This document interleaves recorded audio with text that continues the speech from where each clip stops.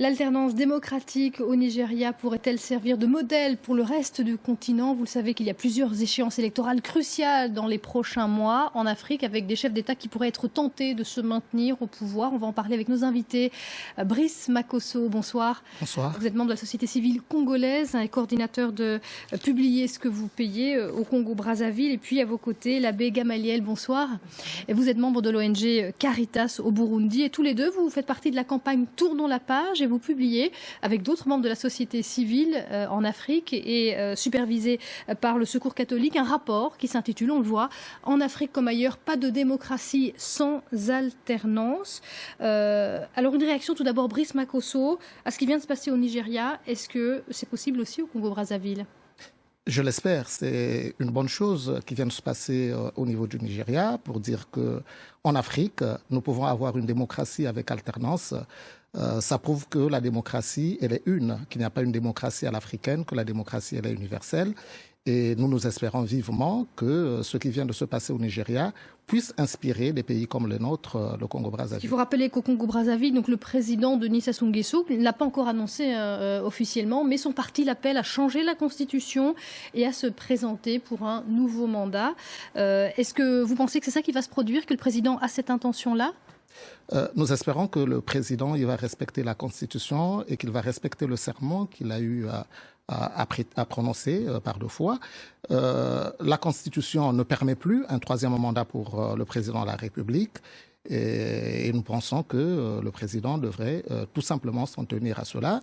Et du fait que notre président, quand même, il a très bien dirigé notre pays pendant 32 ans, je crois qu'il est temps pour lui de prendre une bonne retraite. Alors, dans ce rapport, vous montrez notamment un tableau intéressant avec les élections cruciales qui sont à venir. Il y en a beaucoup en 2015 et d'autres en 2016. En 2015, il y a votre pays, le Burundi, qui est concerné, puisque l'élection présidentielle est prévue au mois de juillet.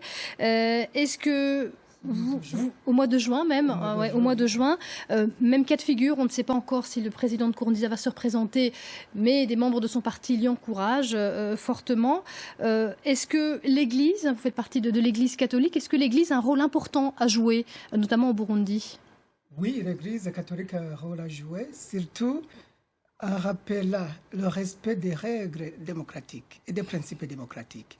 En rappelant aussi ce que les Burundais ont choisi, la démocratie, mais ce que les Burundais se sont convenus dans les accords d'Arusha, pour ne pas faire uniquement les élections et l'alternance, mais aussi le partage du pouvoir. Et c'est le rôle de l'Église, ça, de parler de politique, de s'investir en politique ? L'Église doit éclairer les consciences, éclairer l'opinion nationale et internationale, mais aussi doit orienter ses brebis. Et là, vraiment, en orientant, en se déclarant ou en donnant des messages clairs sur la politique, elle joue son rôle. Il y a vraiment des risques de violence pour vous au Burundi avec cette échéance qui approche ? Oui, les risques sont là.